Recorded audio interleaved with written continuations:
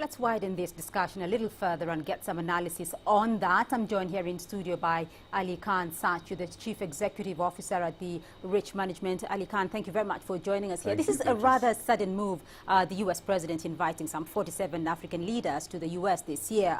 What do you read into this?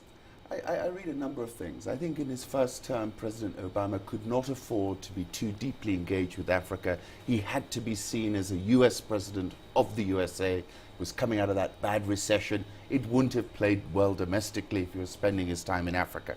So I think second time round, he's much keener to engage. I think the signal from U.S. business is very loud, telling him to become more engaged.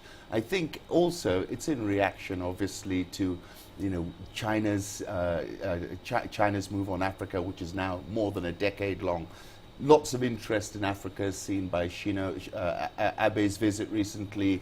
You can't shake a stick at the number of people who are coming. So the Americans playing catch up, very much stronger on the hard power side, AFRICOM, things like that, but more looking to engage more, and this is a clear example of that engagement. Well, the Americans are now playing catch-up, but China has made massive inroads into the continent over the last decade, specifically over the last 2 or 3 years. Are we likely, though, to see a different approach now, a new policy regarding Africa from the Americans to counter the Chinese presence? I think, the Americans have laid out their policy. Their policy is a mixture of hard and soft power. Hard power is they do have a decisive military presence on the African continent, and they can use that to tilt the pitch, as they tilted it against Gaddafi, and as they probably will tilt it in a number of other places, Sudan maybe as well. So they do have this sort of lead at the moment. That lead will erode, and I think that's what's putting the urgency behind the pivot to Asia. And if you're pivoting to Asia, part of which in that document they speak of distant blockade operations, what are they blockading? They're blockading the supply of energy from Africa into China. So they have a very, very clear interest, national geopolitical interest in becoming more assertive on the continent, in particular to staunch the Chinese advance.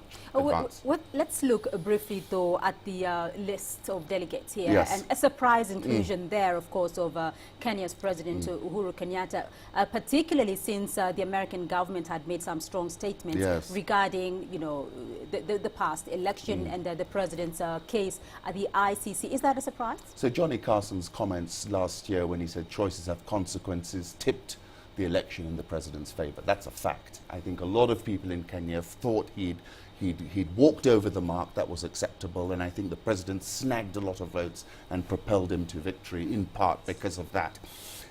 I wrote in March and I said realpolitik, business interests and national security will trump the ideological position. And what we're seeing now is that trumping of the ideological position. The US does not want to lose Kenya as an ally, and I think Kenya as well has to be multipolar. We can't put all our eggs in one basket. So I think it's actually it's a move by the US, and I think it's going to be reciprocated by Kenya. I wasn't surprised at all. I think we're natural allies, have been for a long time, and I think we're seeing everyone stop throwing their toys out of the pram, as it were. All right, Mr. Aly Khan Satchu, we'll leave it there for the moment, but thank you for joining us here on the program.